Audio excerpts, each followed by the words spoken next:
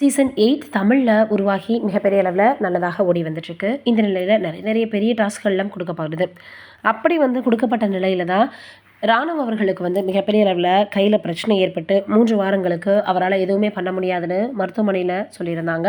மருத்துவர்கள் அவருக்கு அறிவுரையும் கூறியிருந்தாங்க. இந்த நிலையில அவர் தொடருவாரா கேம? இல்ல வெளியில வந்துருவாரான்னு கேட்கப்பட்டது. இப்ப ராணுவ அவர்கள் என்ன ஆனாலும் சரி, நான் வந்து கேம விளையாடுறத விடமாட்டேன். நிச்சயமாக நான் ரொம்பவே விளையாடுவேன், ஹார்ட் ஒர்க் பண்ணுவேன்னு சொல்லியிருந்தாரு. இந்த நிலையில அவருடைய வீட்ல இருந்து அவருக்கு ஒரு மூட்டை வந்திருக்கு.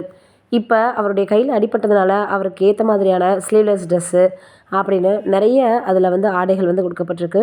பொதுவாக வாரத்துக்கு ஒரு முறை தான் அந்த மாதிரி அக்செப்ட் பண்ணப்படும். ஆனா, இவருக்கு இப்படி இருக்கு அப்படின்றதுனால, இதற்கு அவருக்கு அந்த மாதிரியான ஆடைகள் வந்து உதவியாக இருக்கும்னு அக்செப்ட் பண்ணியிருக்காங்களாம். இது ஒரு புறம் இருக்க, இன்னொரு புறம் வந்து பார்த்தோம்னா, மிகப்பெரிய அளவில இந்த பிக் பாஸ் வீட்டை விட்டு வெளியேறிய சாச்சனா அவர்கள் சில விஷயங்கள சொல்லியிருக்கிறாங்க. என்னது அப்படின்னு வந்து பார்க்கும் பொழுது, முத்துக்குமரன் அவர்கள் தான் இதில ஃபர்ஸ்ட் வருவாரு. ஏன்னா பிக் பாஸுடைய கேம அவர் தான் நல்லா புரிஞ்சுட்டு யாரையும் ஹர்ட் பண்ணாம விளையாடி வந்துட்டுருக்காரு அப்படின்னு. இவங்க விஷால் அவர்கள் கூட நல்லபடியாக பழகியிருந்தாலும் கூட, முத்துக்குமார் அவர்களை பற்றி பேசியிருக்கிறது மிகப்பெரிய அளவுல வயலாகி வருது. ஏன்னா, அவர் வந்து எனக்கு அண்ணன் மாதிரி அப்படின்னு சாச்சனா அவர்கள் வந்து சொல்லியிருந்தாங்க. அதனால அவர் அதிகமாக வாய்ப்பு வெற்றி பெறதுக்கு இருக்கு அப்படின்னு சொல்லி வந்துட்டுருக்காங்க. ஆக மொத்தத்தில யார் வெற்றி பெற போறான்னு தெரியல. ஆனா சாச்சனா அவர்கள் இப்படி பேசியிருக்கிறது மிகப்பெரிய அளவில வயலாகி வருது. ஏன் அவங்க முத்துக்குமார் அவர்களை பற்றி பேசல அப்படின்னும் கேட்டு வந்துட்டுருக்காங்க.